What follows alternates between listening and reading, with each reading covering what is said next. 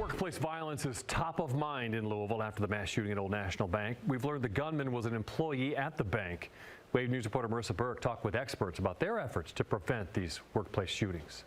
Experts say having an active shooter response plan is critical. Without proper training, sometimes people freeze.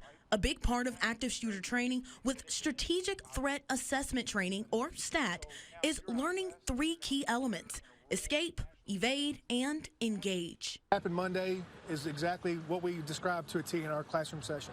To a T, the response by the police, the time frame, concerning social media posts prior to the event. A lot of things that happen, everything that happened on Monday is what we train people on warning signs and how to survive in our classroom sessions. Training helps people in the middle of active shooter scenes. Police response times can vary. On Monday, it only took LMPD 3 minutes to arrive.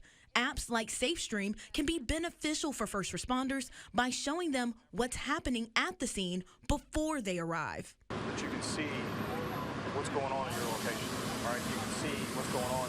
Now, that information was unique, and it's important because, like what happened Monday, those officers were responding to a location. They had no idea what was inside. And when they went up to the front of the building, it was glass windows. They couldn't see inside. And the shooter had an advantage and could ambush those officers. He waited for them. But if somebody inside had the app, they could feed that information to a dispatcher or an officer. They have that information en route. SafeStream helps during a crisis, but there are some tools that can help before a shooting situation.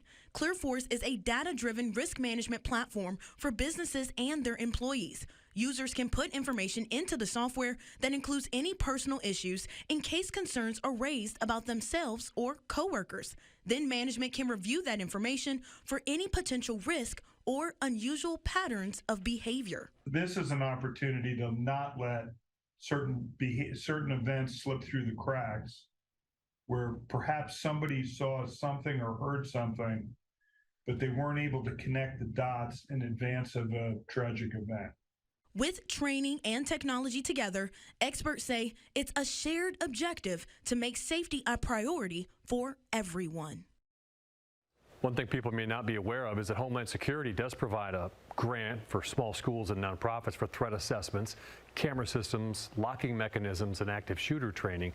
The deadline for this year's grant ends Friday. For those interested, it's recommended to reach out around January next year. We'll have more information coming up on our website.